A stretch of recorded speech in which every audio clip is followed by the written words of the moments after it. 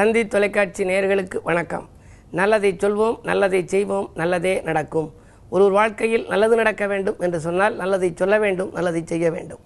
அந்த அடிப்படையில் இன்றைக்கு 1/3/2017 புதன்கிழமை ரேவதி நட்சத்திரம் பின்னிரவு 4:44 வரை, பிறகு அஸ்வதி நட்சத்திரம். இன்றைக்கு நான் சொல்ல இருக்கிற நல்ல கருத்து குடும்ப முன்னேற்றத்திற்கு வித்திடும் குலதெய்வ வழிபாட்டினுடைய தொடர்ச்சி. 26ஆம் தேதி தை அமாவாசை அன்றைக்கு உங்களுக்கு சொன்னேன், குலதெய்வங்களை வழிபட்டால் குடும்ப முன்னேற்றம் கூடும் அப்படின்னு சொல்லியிருந்தேன். குலத்தை காப்பதனாலே அதற்கு குலதெய்வம், சிலருக்கு அது இஷ்ட தெய்வமாக இருக்கும். அதை வழிபட்டு விட்டு தான் நாம் புது முயற்சிகளில் ஈடுபட வேண்டும். எந்த ஒரு சிறு நிகழ்வாக இருந்தாலும் கூட அங்கு சென்று வழிபட்ட பிறகுதான் தொடங்குவார்கள். இது தமிழர்களுக்கும் நம்பிக்கை.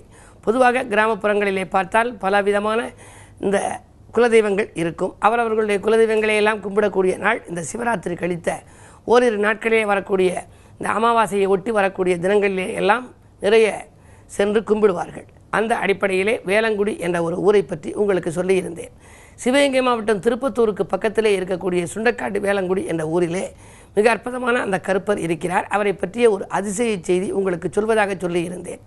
இன்றைக்கு அவருக்கு மிகப்பெரிய அளவிலே திருவிழா நடைபெறும். நேற்று முதல் திருவிழா, இன்று 2ஆம் திருவிழா, நாளை 3ஆம் திருவிழா. பிறந்த குழந்தைகளுக்கெல்லாம் அங்கு கரும்பாலை தொட்டில் கட்டி மகிழ்வார்கள். ஏராளமான ஆயிரக்கணக்கிலே கரும்பு தொட்டில்கள் எல்லாம் வரும், சாமியாட்டங்கள் எல்லாம் இருக்கும். அது மட்டுமல்ல, பச்சை வாழை பரப்பி வைத்து அந்த கருப்பரை கும்பிடுவார்கள். அந்த கருப்பருக்கு பிடித்தது என்ன என்று சொன்னால் சாம்பிராணி புகை மட்டும்தான். எதிரில் இருக்கக்கூடிய இடத்திலே சாம்பிராணி போட்டுக்கொண்டே இருப்பார்கள். புகை மண்டலமாக அங்கு காட்சியளிக்கும். நாம் இருப்பது இந்த உலகத்திலா இல்லை தேவலோகத்திலா என்று நினைக்கிற அளவுக்கு இருக்கும். அங்கே இருக்கிற ஒரு மரம் தூங்கா புலி என்று பெயர். புளிய மரத்து அடியிலே இந்த கருப்பர் வீற்றிருக்கிறார். தூங்கா புலி எல்லா மரங்களையும் பார்த்தால் இரவிலே அந்த இதழ்கள் மூடிக்கொண்டு விடும், 2 இலைகளும் ஒட்டி கொண்டு விடும். ஆனால் இங்கு இருக்கிற மரத்தை நாம் சென்று பார்த்தால் இரவிலே அது தூங்காது, விழித்து கொண்டே இருக்கும். இலைகள் ஒட்டிக்கொள்ளாதனாலே தூங்கா புலி கருப்பர் என்று சொல்வார்கள். அருவாள் மீது ஏறி நின்று அங்கு சாமி ஆட்டம் நடைபெறும். இன்றைக்கு இரவு நேரத்திலே அங்கே இருக்கக்கூடிய பக்தர்கள் எல்லாம் வந்திருந்து பல ஆயிரக்கணக்கிலே கூடியிருந்து கேள்விகள் எல்லாம் கேட்பார்கள். அது நல்ல விதத்திலே பதில் சொல்லும். அப்படிப்பட்ட அந்த கருப்பர் வாழ்க்கையிலே ஒரு முறை ஒருவருக்கு திருவிளையாடல் ஒன்றை நடத்தியது. என்ன என்று சொன்னால், கீழச்சூல்பட்டியை சார்ந்த ஒருவர் கிருஷ்ணப்பன் நாராயணன் என்பவருக்கு பர்மாவிலே அவர் தொழில் செய்து வந்தார். அந்த பர்மாவிலே தொழில் செய்த பொழுது அவருக்கு ஒரு வழக்கு நடைபெற்றது. அந்த வழக்கு நடைபெற்று கொண்டிருந்த பொழுது அவர் சாட்சி கூண்டிலே ஏறி நின்றார். அங்கே இருக்கிற நீதிபதி கேட்டார், இதற்கு நீ சொல்வதுதான் சரி என்று சொல்கிறாய், ஆனால் எதிரியாக இருக்கக்கூடியவர் வாதிடுபவர் அவர் சொல்வது சரி என்கிறார். நீ சொல்வது சரி என்று சொன்னால் அதற்கு சாட்சி என்ன என்று கேட்டார். உடனே அந்த கிருஷ்ணப்பன் என்பவர் சொன்னார், இதற்கு சாட்சி என்று சொன்னால் சாம்பிராணி வாசகன் தான் சாட்சி என்று சொன்னார். அவர் சொல்லியது அவருடைய குலதெய்வமான இந்த சாம்பிராணி கருப்பரை சொன்னார். உடனடியாக அந்த நீதிமன்றம் முழுவதும் சாம்பிராணி புகை வந்துவிட்டது.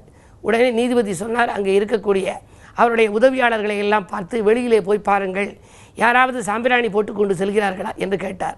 அந்த இடத்தில் உள்ள பணியாளர்கள் எல்லாம் சென்று சுற்றுமுற்றும் பார்த்தார்கள். தெருவிற்கும் வந்தார்கள், யாருமே போட்டுக்கொண்டு செல்லவில்லை. ஆனால் அவர் இருக்கக்கூடிய அந்த நீதிபதி இருக்கின்ற அந்த கோர்ட்டு வளாகம் முழுவதும் புகை மண்டலமாக காட்சியளித்தது. சாம்பிராணி புகை வாசத்தோடு வந்தவுடனே நீதிபதி பயந்து போனார். உடனே அவர் என்ன சொன்னார், இந்த வழக்கை தள்ளுபடி செய்கிறேன், கிருஷ்ணப்பன் என்பவர் சொல்லியது உண்மை என்று சொல்லிவிட்டார். இதை இன்றைக்கும் கவிதை வடிவத்திலே அங்கு கல்வெட்டில் இருக்கிறது. என்ன என்று சொன்னால், மூவேந்தர் தனில் சோழ மன்னர்களுக்கு முடிசூட்ட மவுலி தந்த வணிகர் தம்மில் பாவேந்தர் போற்றுகின்ற முத்தப்பன் பதி வாழும் கிருஷ்ணப்பன் நாராயணன் என்பவருக்காக தாவேந்து பரி ஏறி, பரி என்றால் குதிரை என்று பொருள், பரி ஏறி கடலும் தாண்டி சாம்பிராணி புகை காட்டி சாட்சி சொன்ன மாவேந்தர் நீதிபதி போற்றும் எங்கள் மாண்புமிகு கருப்பண்ணனை மனதுள் வைப்பாம் என்று அந்த பாடல், அற்புதமான பாடல். இதை எழுதியவர் ராமநாத தேசிகர் என்பவர். இப்படியெல்லாம் திருவிளையாடல் நடத்துவது குலதெய்வங்கள் தான். ஆகையினாலே நீங்களும் இன்றைக்கு வாய்ப்பிருப்பவர்கள் உங்களுடைய குலதெய்வங்களை வழிபாடு செய்யுங்கள், குடும்ப முன்னேற்றம் கூடுதலாக கிடைக்கும் என்று தெரிவித்து இனி இன்றைய ராசி பலன்களை இப்பொழுது உங்களுக்கு வழங்கப் போகின்றேன். மேசராசி நேயர்களே, பொறுப்பு சொல்வதை தவிர்க்க வேண்டிய நாள் இந்த நாள். பொறுமையை கடைபிடிப்பது நல்லது. போன் மூலம் மாலை நேரத்தில் நல்ல தகவல் வரலாம். இடம் பூமியால் லாபம் கிடைக்கும். வழிபாட்டில் கவனம் செலுத்துங்கள். விலகிச் சென்ற உடன்பிறப்புகளில் ஒரு சிலர் இன்றைக்கு விரும்பி வந்து சேரலாம். ரிஷபராசி நேயர்களே, உங்களுக்கெல்லாம் அஞ்சல் வழியில் அனுகூல தகவல் வந்து சேரும் நாள். குடும்ப முன்னேற்றம் கூடுதலாக இருக்கும். அது மட்டும் அல்ல, கூட இருக்கும் நண்பர்களாலும் உங்களுக்கு நன்மைகள் கிடைக்கலாம். இன்றைக்கு சனியினுடைய பார்வை இருப்பதால் ஆரோக்கியத்தில் சிறு சிறு அச்சுறுத்தல்கள் ஏற்பட்டு அகலும். மிதுனராசி நேயர்களே, உங்களுக்கெல்லாம் எதிர்பார்ப்புகள் நிறைவேறும் நாள். இடம்பூமி வாங்குவதில் இருந்த தடைகள் அகலும். உத்தியோக முயற்சியில் வெற்றி கிடைக்கலாம். ஊர் மாற்ற சிந்தனைகள் அதிகரிக்கும் நாளாக இந்த நாள் அமையப் போகிறது.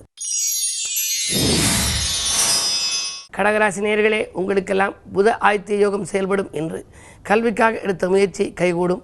உடன்பிறப்புகள் உறுதுணையாக இருப்பார்கள். உயர் அதிகாரிகளின் அனுகூலத்தோடு காரியங்களை எல்லாம் நீங்கள் வெற்றி பெற செய்து கொள்வீர்கள். சேமிப்பு உயரும் நாள் இந்த நாள். சிம்மராசி நேயர்களே, உங்களுக்கெல்லாம் சந்திராஷ்டமம். இன்றைக்கு நீங்கள் எதை செய்தாலும் யோசித்து செய்ய வேண்டும். விரயங்கள் கூடுதலாக இருக்கிறது என்று கவலைப்படுவீர்கள். தொழிலில் கூட நீங்கள் நண்பர்களை நம்பி ஒப்படைத்த பொறுப்புகள் மீண்டும் உங்களிடமே திரும்பி வரப்போகின்றது. இந்த நாளை இனிய நாளாக அமைத்துக்கொள்ள வழிபாடுகள் உங்களுக்கு கை கொடுக்கும். கன்னிராசி நேயர்களே, உங்களுக்கெல்லாம் அரசியல்வாதிகளால் அனுகூலம் கிடைக்கும் நாள். அன்றாட பணிகளை நன்றாக செய்து முடிப்பீர்கள். ஆற்றல் மிக்கவர்கள் உங்களுக்கு பின்னணியாக இருந்து காரியங்களை முடித்துக் கொடுப்பார்கள். போற்றுகிற அளவுக்கு செல்வாக்கு உயரும். திருமண முயற்சிகளில் வெற்றி கிடைக்கும். பெண்வழி பிரச்சனைகள் அகலும் நாள் இந்த நாள். துலாம் ராசி நேயர்களே, உங்களுக்கெல்லாம் பதவி உயர்வு பற்றி பரிசீலனையில் இருக்கும் நாள். இன்றைக்கு எடுத்த காரியத்தை எளிதில் செய்து முடித்து வெற்றி காண்பீர்கள். பண தேவைகள் உடனுக்குடன் பூர்த்தியாகும். குழந்தைகள் நலன் கருதி எடுத்த முயற்சிகளிலும் வெற்றி உண்டு. ஆடை ஆபரண சேர்க்கை ஏற்படும் நாள் இந்த நாள். விருச்சிக ராசி நேயர்களே, உங்களுக்கெல்லாம் இன்றைக்கு வழிபாட்டில் கவனம் செலுத்துகின்ற நாள். ஆலய வழிபாட்டில் அதிக அக்கறை காட்டுவீர்கள். சந்தித்த நண்பர்களால் சந்தோஷம் கிடைக்கும். விஐபிக்களின் சந்திப்பும் உண்டு. விரும்பிய காரியத்தை விரும்பியபடியே செய்து முடிப்பீர்கள். தக்க சமயத்தில் உங்களுக்கு நண்பர்கள் கை கொடுத்து உதவும் இந்த இனிய நாளில் வியாழன் 12 இருப்பதால் சுப விரயங்களும் அதிகரிக்கும். உறவினர்கள் உங்களுக்கு ஓடி வந்து உதவிக்கரம் நீட்டுவார்கள். அரசியல் ஈடுபாடு கொண்டவர்களின் அனுகூலத்தோடு தொழில் தொடங்கும் முயற்சியில் ஆர்வம் காட்டுவீர்கள். மாலை நேரத்திலும் உங்களுக்கு மகிழ்ச்சி பயணம் உண்டு. தனுசு ராசி நேயர்களே, உங்களுக்கெல்லாம் தடைகள் அகலும் நாள். தனவரவு திருப்திகரமாகவே இருக்கும். 12லே சனி பகவான் இருக்கிறாரே என்று நீங்கள் நினைக்க வேண்டாம். சனியினுடைய பார்வை 2ஆம் இடத்தில் தனஸ்தானத்தில் பதிகிறது. தனாதிபதி தனஸ்தானத்தை பார்க்கின்ற பொழுது வரவு திருப்திகரமாக இருக்கும். இருந்தாலும் கூட சுப விரயங்கள் அதிகரிக்கும். பெற்றோர் வழியில் இருந்த பிரச்சனைகள் ஒரு நல்ல முடிவுக்கு வரும். சொத்துக்களால் ஏற்பட்ட பிரச்சனைகளும் பஞ்சாயத்துக்கள் மூலம் நல்ல முடிவுக்கு வரலாம். லாபஸ்தானத்திலே குரு பகவான் வீற்றிருக்கிறார். எனவே எதிர்பார்த்தபடியே உங்களுக்கு உத்தியோகத்தில் முன்னேற்றம், ஊதிய உயர்வுகள் கிடைப்பதற்கான அறிகுறிகள் தோன்றுகின்ற நாள் இந்த நாள். மகர ராசி நேயர்களே, உங்களுக்கெல்லாம் பதவியில் உள்ளவர்களின் உதவி கிடைத்து மகிழும் நாள். பாராட்டும் புகழும் கூடும். வாங்கல் கொடுக்கல்கள் ஒழுங்காகும். சுப செலவுகள் அதிகரிக்கலாம். வீட்டுக்கு தேவையான அத்தியாவசிய பொருட்களையும் ஆடம்பர பொருட்களையும் வாங்கி மகிழ்வீர்கள். 2லே கேது இருப்பதால் கொடுத்த வாக்கை மட்டும் காப்பாற்ற இயலுமா என்பது சந்தேகம்தான். கும்பராசி நேயர்களே, உங்களுக்கெல்லாம் உறவினர்களின் உதவி கிடைத்து மகிழும் நாள். இன்றைக்கு உங்களுக்கு கூட இருக்கும் உறவினர்கள் ஒத்துழைப்பு செய்வார்கள். குறிப்பாக முன்னோர்கள் வழிபாட்டில் கவனம் செலுத்துங்கள். அது மட்டுமல்ல, குலதெய்வ வழிபாட்டிலும் கவனம் செலுத்துங்கள். உதிரி வருமானங்கள் உங்களுக்கு பெருகலாம். புதனின் பலம் கொஞ்சம் குறைவாக இருக்கிறது. மாமன் மைத்துனர் வழியில் மனக்கசப்புகள் ஏற்படலாம். கல்விக்காக எடுத்த முயற்சி, கலைகளுக்காக எடுத்த முயற்சிகளில் கொஞ்சம் தாமதம் ஏற்படலாம். என்ன இருந்தாலும் ஓரிரு தினங்கள் கொஞ்சம் பொறுமையை கடைபிடிக்க வேண்டிய நாளாகவும் இருக்கிறது. இருப்பினும் குரு பார்வை உங்கள் ராசியில் பதிவதால் மலைபோல் வந்த துயர் பனிபோல் விலகலாம். எனவே வழிபாட்டின் மூலமே நீங்களும் வளர்ச்சியை கூட்டிக்கொள்ள வேண்டிய நாளாகத்தான் இந்த நாள் அமைகின்றது. மீனராசி நேயர்களே, சுக்கிரபலம் உச்சமாக இருக்கிறது.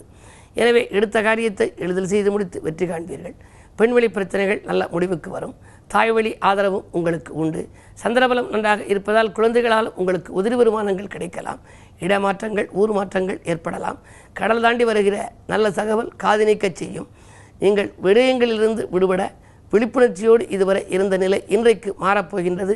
வீடு விற்க வாங்க எடுத்த முயற்சிகளிலும் வெற்றி கிடைக்கும். மேலும் விவரங்கள் அறிய தினத்தந்தி படியுங்கள்.